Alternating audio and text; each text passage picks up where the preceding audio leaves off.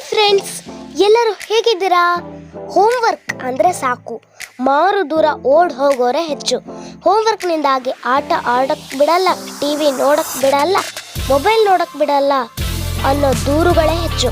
Homework ಅದ್ಯಾರು ಆರಂಭಿಸಿದ್ರು ಅವ್ರ ಕೈಗೆ ಸಿಗಲಿ ಅನ್ನೋ ಡೈಲಾಗ್ಗಳನ್ನು ಕೂಡ ನಿಮ್ಮಲ್ಲಿ ತುಂಬ ಜನ ಹೊಡೆದಿರ್ತೀರಿ.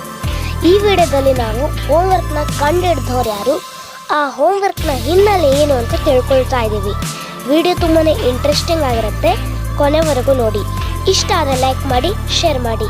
ಬನ್ನಿ ವಿಡಿಯೋನ ಶುರು ಮಾಡೋಣ.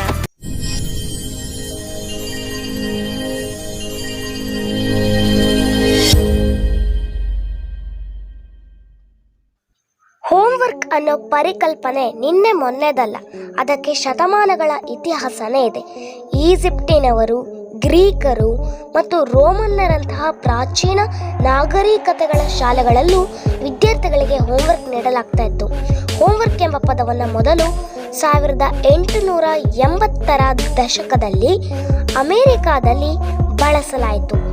ಹೋಮ್ವರ್ಕ್ ಅನ್ನು ಜನಪ್ರಿಯಗೊಳಿಸಿದ ಕೀರ್ತಿ ರಾಬರ್ಟೋ ನೆವಿಲಿಸ್ ಅವರಿಗೆ ಸಲ್ಲುತ್ತದೆ. ಇಟಾಲಿಯನ್ ಶಿಕ್ಷಣ ತಜ್ಞರಾಗಿದ್ದ ಇವರು ತರಗತಿಯಲ್ಲಿ ಕಲಿತಿದ್ದನ್ನು ಮತ್ತೊಂದ್ಸತಿ ಪರಿಶೀಲನೆ ಮಾಡೋದಕ್ಕೆ ಮತ್ತೆ ಅಭ್ಯಾಸ ಮಾಡೋದಕ್ಕೆ ವಿದ್ಯಾರ್ಥಿಗಳ ಶಾಲೆಯ ಹೊರಗೂ ಸಮಯವನ್ನು ಕಳಿಬೇಕು ಅಂತ ನಂಬಿದ್ರು.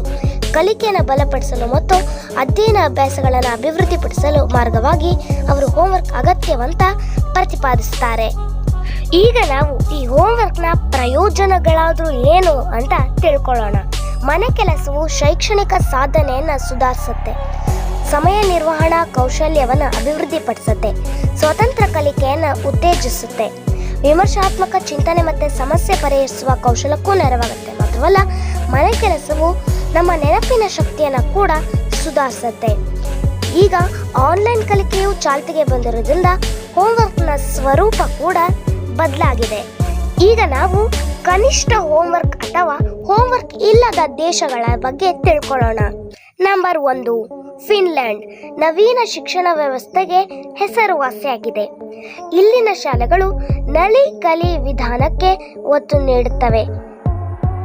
Number 2, Denmark. ಡ್ಯಾನಿಶ್ ಶಾಲೆಗಳು ತಮ್ಮ ಶಿಕ್ಷಣವನ್ನು ಪ್ರಾಜೆಕ್ಟ್ ಆಧಾರಿತ ಕಲಿಕೆಯ ಮೇಲೆ ಕೇಂದ್ರೀಕರಿಸಿದೆ, ಹಾಗಾಗಿ ಹೋಮ್ವರ್ಕ್ ಕಡಿಮೆ ಇರುತ್ತೆ. Number 3, Norway.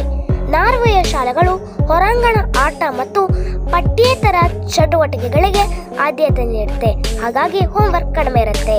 Number 4, Sweden. ಸ್ವೀಡನ್ನ ಶಾಲೆಗಳು ಸ್ವಯಂ ನಿರ್ದೇಶಿತ ಕಲಿಕೆಗೆ ಒತ್ತು ನೀಡುವ ಮೂಲಕ ಹೋಮ್ವರ್ಕ್ಗೆ ಬದಲಿ ವ್ಯವಸ್ಥೆಯನ್ನು ಹೊಂದಿರುತ್ತವೆ. Number 5, Iceland. ಸೃಜನಾತ್ಮಕ ಆಟ ಮತ್ತು ಪರಿಶೋಧನೆಯ ಮೇಲೆ ಕೇಂದ್ರೀಕರಿಸುತ್ತವೆ, ಹಾಗಾಗಿ ಹೋಮ್ವರ್ಕ್ ಕಡಿಮೆ ಇರುತ್ತೆ. Number 6, New Zealand.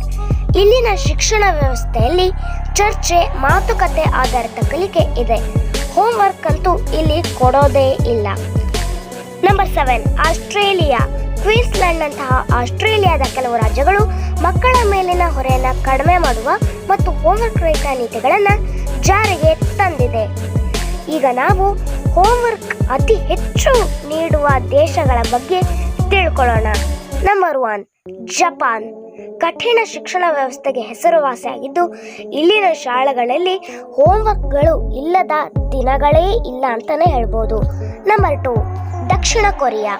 ದಕ್ಷಿಣ ಕೊರಿಯಾದ ವಿದ್ಯಾರ್ಥಿಗಳು ಅಂತಾರಾಷ್ಟ್ರೀಯ ಮೌಲ್ಯಮಾಪನಗಳಲ್ಲಿ ಸತತವಾಗಿ ಉನ್ನತ ಶ್ರೇಣಿಯನ್ನು ಹೊಂದಿದ್ದಾರೆ. ಅವರ ಯಶಸ್ಸಿನಲ್ಲಿ ಹೋಮ್ವರ್ಕ್ ಪ್ರಮುಖ ಅಂಶವಾಗಿದೆ. Number 3, China. ಹೋಮ್ವರ್ಕ್ ಚೀನಿ ಶಿಕ್ಷಣ ಸಂಸ್ಕೃತಿಯಲ್ಲಿ ಆಳವಾಗಿ ಬೇರೂರಿದ್ದು ವಿದ್ಯಾರ್ಥಿಗಳು ಹಲವಾರು ಗಂಟೆಗಳನ್ನು ಇದರಲ್ಲಿ ಕಳೆಯುತ್ತಾರೆ. Number 4, Singapore. ಈ ಸಣ್ಣ ದ್ವೀಪ ರಾಷ್ಟ್ರವು ತನ್ನ ಶೈಕ್ಷಣಿಕ ಉತ್ಕೃಷ್ಟತೆಗೆ ಹೆಸರುವಾಸಿಯಾಗಿದೆ. ವಿದ್ಯಾರ್ಥಿ ಯಶಸ್ಸಿಗೆ ಮನೆಕೆಲಸ ಅತ್ಯಗತ್ಯವೆಂದು ಈ ದ್ವೀಪ ರಾಷ್ಟ್ರವು ಪರಿಗಣಿಸಿದೆ. Number 5, Germany, Russia. ವಿಜ್ಞಾನ, ಗಣಿತ ಮತ್ತು ಭಾಷಾ ಕಲೆಗಳ ಮೇಲೆ ಒತ್ತು ನೀಡುವ ಮೂಲಕ ರಷ್ಯಾ ಮತ್ತು ಜರ್ಮನಿಯ ವಿದ್ಯಾರ್ಥಿಗಳು ಹೆಚ್ಚಿನ ಪ್ರಮಾಣದ ಹೋಮ್ವರ್ಕ್ಗಳನ್ನು ಹೊಂದಿರ್ತಾರೆ. ಫ್ರೆಂಡ್ಸ್, ಇದಾಗಿತ್ತು ಇವತ್ತಿನ ವಿಡಿಯೋ. ಹೇಗಿತ್ತು ಈ ವಿಡಿಯೋ? ಕಾಮೆಂಟ್ ಮಾಡಿ ತಿಳಿಸಿ. ಮತ್ತೆ ಭಾರತ ಅತಿ ಹೆಚ್ಚು ಹೋಮ್ವರ್ಕ್ ನೀಡುತ್ತೋ ಅಥವಾ ಕಡಿಮೆ ಹೋಮ್ವರ್ಕ್ ನೀಡುತ್ತೋ ಅಂತ ಕಾಮೆಂಟ್ ಮಾಡಿ ತಿಳಿಸಿ. ಈ ವಿಡಿಯೋ ನಿಮಗೆ ಇಷ್ಟವಾಗಿದ್ರೆ ಲೈಕ್ ಮಾಡಿ, ಶೇರ್ ಮಾಡಿ.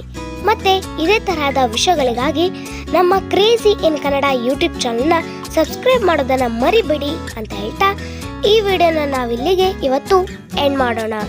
ಮುಂದಿನ ವಿಡಿಯೋದಲ್ಲಿ ಒಂದು ಹೊಸ ವಿಡಿಯೋದೊಂದಿಗೆ ನಿಮ್ಮ ಮುಂದೆ ಬರ್ತಿದ್ದೀನಿ. ಅಲ್ಲಿ ತನಕ ಟೇಕ್ ಕೇರ್, ಟಾಟಾ, ಬಾಯ್ ಬಾಯ್ ಫ್ರೆಂಡ್ಸ್.